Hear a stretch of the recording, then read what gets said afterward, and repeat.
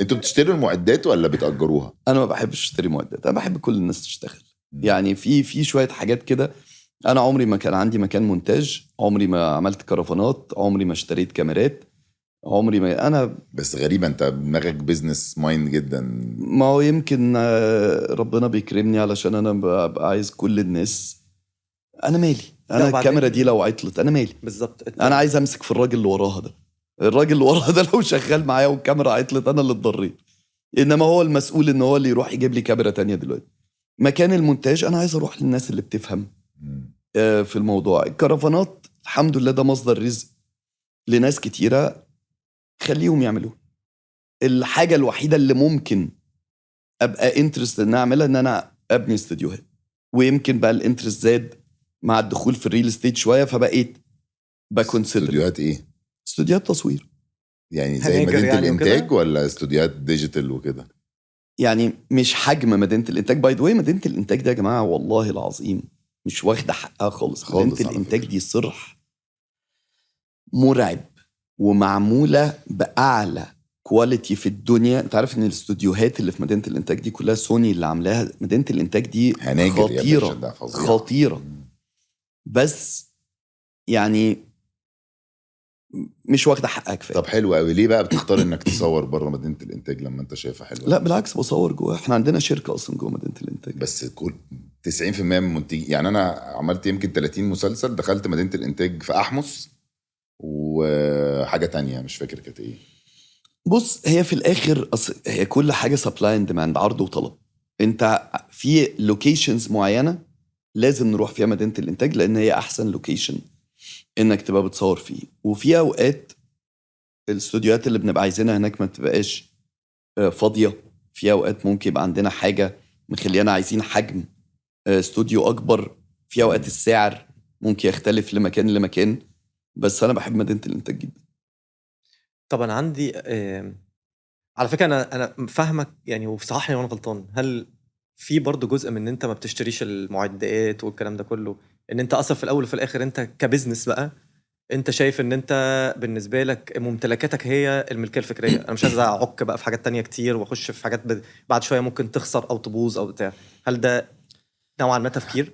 هي فيها جزء كده اكيد، لانه في الاخر ما انت النهارده بتعمل برنامج بقالك كام سنه؟ 3. احنا ثلاثه. غالبيه انك هتفضل مكمل بنفس الكاميرات سنه او اتنين كمان ماكس. فبيبقى فيه ديبريشيشن بيحصل للحاجات. فهتلاقي نفسك داخل في حته مش بتاعتك بقى. مش بتاعتي.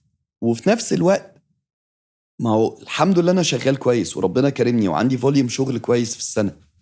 في حد كان معتمد، والله انا مش نبي خالص على فكره، في الشغل صعب جدا جدا جدا. انا ما احبش اشتغل معايا قوي يعني. انما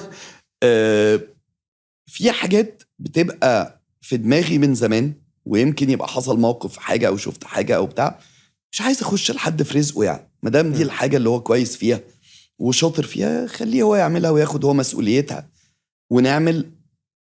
وكبزنس وايز الفرق مش كبير. يعني لما تيجي تقيس على الهدك اللي ممكن يجي من وراه او المفاجآت الغير متوقعة بالنسبة لي، طب وليه؟ يعني انا فاكر في مرة زمان في 2012 في كاميرا طلعت كده اسمها ريد. طبعا الكاميرا دي قلبت الدنيا اول لما طلعت. فلما جينا بنصور المسلسل بتاع شربات لوز، كان معايا فيه شركاء. واحد من الشركاء مش هفضحه يعني علشان هو فتى فاتية كبيرة يعني في الموضوع ده بدون ذكر اسماء، يعني فادي فهيم. وقرر انه هو ما سمعناش فادي فهيم، لا خالص خالص خالص. قرر ان هو يروح يشتري الكاميرا الريد دي واقنعنا. كان معايا بقى يعني فادي الشيك ومروان حامد برضو صديقنا من زمان، واقنعنا ان احنا نشتري الكاميرا عشان نصور بيها المسلسل وبتاع وكده، وده احسن واوفر والكلام ده كله. الكاميرا اشتغلت يوم. الكاميرا طلع انها لما بتتحرك على التراك بتعمل حاجة. يعني كان وقتها رعشة. مدير التصوير محترم جدا وقدير يعني استاذ سامح سليم، كان هو مدير التصوير. لقى فيها حاجة تكنيكال مش ماشي. مع ستايل التصوير اللي هو استاذ خالد مرعي عايزين يصوروا بيه. طيب شاكرين جدا، شكرا. اركنوا بقى الكاميرا دي اللي كانت متكلفه رقم محترم باليورو وبتاعه الكلام ده، تعالى بقى عايزين كاميرا تانية كلم لي المكتب يا ابني. انا عايز كاميرا بترقص على وقف يومين تصوير وهات لنا الكاميرا اللي بنعرف نشتغل بيها. وفعلا الريد دي عمرها ما كملش، مش في مصر بس باي ذا واي، يعني لو دخلت حتى يسيرش على الكاميرا بتاعت ريد ما كملها، لانه مع ان تكنولوجيكلي كانت حاجه مرعبه. دخل بعديها الاليكسا ومش عارف ايه، ودلوقتي كده. كمان سوني عاملين بتاعت اف 1 الاليكسا لما لقيت قد ايه هي ناجحه قامت عامله الاليكسا ميني، فعندك كاميرا قد كده بتطلع كواليتي مرعبه. فدي حاجات تكنيكال. انا طب بس هي مدارس برضو، يعني هي يعني المدرسه بتاعتك تحترم، وفي المدرسه الثانيه اللي هو انا هعرف اشتري ايه واجيب ايه ومتامن عليه واعرف اعمل ديل واخده ببلاش واحطه في التتر مش عارف ازاي وابينه صح في ايه. صح. فهي ليها مدارسها يعني.